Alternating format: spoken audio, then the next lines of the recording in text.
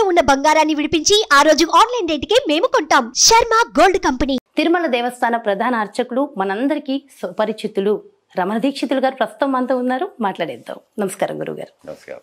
అయితే గురువుగారు, నిజంగా ఏడుకొండలవాడ వెంకటరమణ గోవింద గోవింద అని అంటే ఆపదల్లో ఉన్న వాళ్ళకి అలా రక్షిస్తూ ఉంటాడు వెంకటేశ్వర స్వామి. ఒక్కొక్కసారి మనం ఎక్కడున్నా సరే ఆ వెంకటేశ్వర స్వామికి ఒక మొక్కు మొక్కేసుకుంటాం. అది ఎక్కడైనా ఉండొచ్చు, ఇక్కడికి రావాలనే లేదు. కానీ ఆ మొక్కు తీరిన తర్వాత తీరిపోతుంది. అదేంటో నా జీవితంలో కూడా జరిగింది. ఎక్కడున్నా కానీ ఆ మొక్కు తీర్చలేని పరిస్థితుల్లో, అంటే రకరకాల కారణాలు రీత్యా, అంటే ఏ పొళ్ళు దన్నాలో మొక్కేసుకున్నారనుకోండి, ఆరోగ్యం సహకరించకపోవచ్చు, తర్వాత ఏదో ఇబ్బంది రావచ్చు, కుదరకపోతే అప్పుడు ఆ స్వామి కన్నెర్ర చేస్తారంటారా? కానీ మనకు మాత్రం ఒకలాంటి గిల్టీ ఫీలింగ్ ఉండిపోతుంది అది తీరకపోతే మాత్రం. మరి దానికి వేరే ఏమైనా ఆల్టర్నేట్ ఉంటుందంటారా? స్వామివారిని మన తల్లిగా, తండ్రిగా, తాతగా కొలిచేటప్పుడు ఇవన్నీ పెద్దగా లెక్కకు రావమ్మా. ఇవి అంటే మనం చెయ్యగలిగి చెయ్యలేనప్పుడు, చెయ్యకపోవడం వల్ల ఏదైనా అపచారం జరుగుతుందనే ఒక గిల్టీ ఫీలింగ్ ఉండొచ్చు. కానీ వేరే కారణాల వల్ల, అనివార్యమైన కారణాల వల్ల మనం మొక్కుబడి చెల్లించుకోకపోవడం వల్ల దీనికి మన పెద్దవాళ్ళు ఒక చిన్న కిటుకు పెట్టారు. ఇలాంటి మొక్కుబడి ఉంది, మొక్కు తీర్చుకోలేకపోయామంటే స్వామివారి హుండీలో అపరాధ కానుక అని ఒక కానుక వేసేస్తారు. అంటే వడ్డీ కాసులు పడు కాబట్టి వడ్డీతో సహానా అపరాధ కానుక అంటే పుల్లదండాలు పెడతామనుకున్నాము, ఆరోగ్య కారణాల వల్ల వీలు పడలేకపోయింది, లేకపోతే ఇక్కడ టికెట్లు పెట్టారు ఇప్పుడు అది లేకపోయింది, కానీ వెళ్ళిపోవాల్సి ఉంది కాబట్టి చేయలేకపోయాము. అప్పుడు స్వామివారికి దర్శనానికి వెళ్ళినప్పుడు ఒక అపరాధ కనుక ఒక 100 రూపాయలు స్వామివారిని మొక్కుబడి, నేను చేయలేకపోయాను తండ్రి, నన్ను క్షమించు మనస్ఫూర్తిగా వేడుకొని స్వామివారికి అపరాధ కానుక పెట్టేది. నిజంగా జెన్యున్ రీజన్ ఉంటే తప్పకుండా స్వామివారు దాన్ని స్వీకరిస్తారు. సో ఇది నోట్ చేసుకోవాల్సిన అంశం. సో ఖచ్చితంగా, ఎందుకంటే మళ్ళీ అందరూ మొక్కేసుకుని కుదిరినా సరే చేయకపోతే మళ్ళీ అది కాస్త ఇబ్బందికర వాతావరణం. అయితే గురువుగారు, స్వామివారికి తలనీలాలు స్త్రీలు పూర్తిగా తలనీలాలు సమర్పించవచ్చు అంటారా? కొంతమంది సమర్పించాలి అంటున్నారు, కొంతమంది వద్దు అంటున్నారు. మీరేమంటారు? అది వారి వ్యక్తిగతమైన విషయాలమ్మా. అవన్నీ స్వామివారు ఏమి తలనీలాలు ఇవ్వమని అడగరు. అది అప్పట్లో ఒక సుప్రీం సాక్రిఫైస్గా మన యొక్క అహంకారాన్ని, అహంభావాన్ని, ఎందుకంటే మనం తల వెంట్రుకలు మనకు ఒక అందానికి ప్రత్యేకగా మనం ఎంతో దాన్ని కష్టపడి పెంచుకుంటాం, దానికి ఎన్నో సుగంధ ద్రవ్యాలు వాడతాము, దాన్ని ఎంతో కష్టపడతాం. కాబట్టి అటువంటి దాన్ని మనం స్వామివారికి ఇవ్వడం వల్ల మన అందమైన స్వరూపాన్ని కోల్పోతున్నాం. కాబట్టి అది మన అహంకారాన్ని మేము స్వామివారికి సమర్పించుకుంటున్నాం అనే ఒక భక్తిభావంతో స్వామివారికి సమర్పిస్తున్నారు. అది కాకుండా ఒక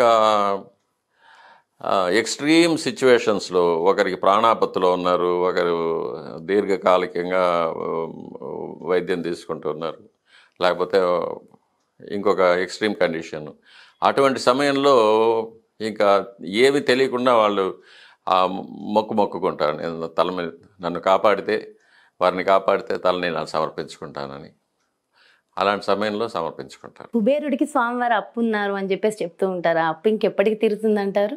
ఏ విధంగా తీరుతుందంటారు?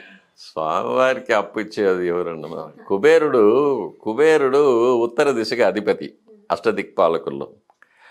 నేను ఇంతకుముందు చెప్పాను స్వామివారి చుట్టూ పరివార దేవతలు ఉంటారని. స్వామివారి చుట్టూ ఉన్న పరివార దేవతల్లో నాలుగో సర్కిల్లోనో 5వ సర్కిల్లోనో కుబేరుడు ఉంటాడు. అంత దూరంలో ఉంటాడు, దగ్గర కూడా ఉన్నాడు కుబేరుడు.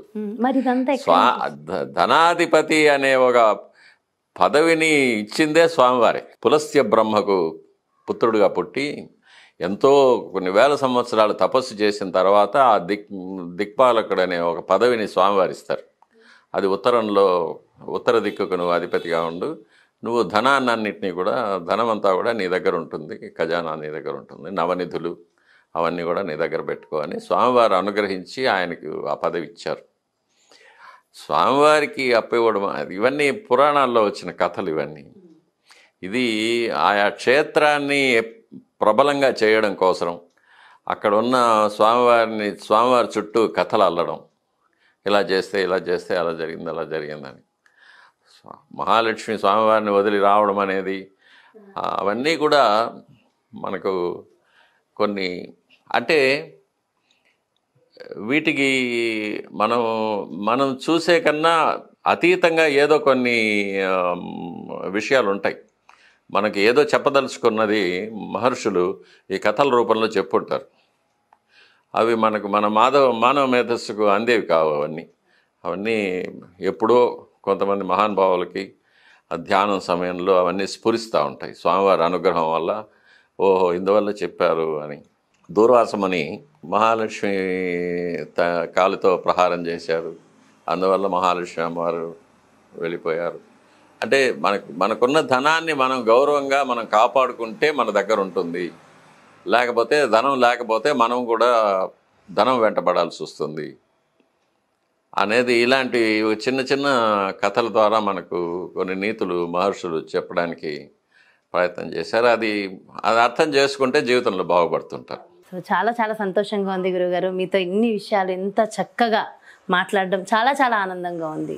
Thank you so much. మీ విలువైన సమయాన్ని మా కోసం వెచ్చించి చక్కగా మా వ్యూవర్స్ కోసం, మన ప్రేక్షకులందరి కోసం ప్రతి ప్రశ్నకి ఎంతో చక్కగా సమాధానం చెప్పారు. ఎన్నెన్నో రెమెడీస్ కూడా అందించారు. స్వామివారి మహత్యాన్ని తెలియజేశారు. Thank you so much. కోటి ధన్యవాదాలు గురుగారు. నమస్కారం. నమస్కారం. చూసారు కదండి, నిజంగా చాలా చాలా సంతోషంగా ఉంది. ఈరోజు మన రమణ దీక్షితులు గురువు గారితో చక్కగా స్వామివారికి సంబంధించిన ఎన్నో విషయ పరిజ్ఞానాన్ని తెలుసుకున్నాము. చక్కటి రెమెడీలను కూడా మరి గురువుగారు మనందరి కోసం అందించారు కదా. ఖచ్చితంగా స్వామివారి విషయాలను తెలుసుకున్న మనందరం కూడా ధన్యులం. మరో చక్కటి ప్రత్యేకమైన కార్యక్రమంతో మళ్ళీ మీ ముందుకు వచ్చేస్తాను. నమస్కారం.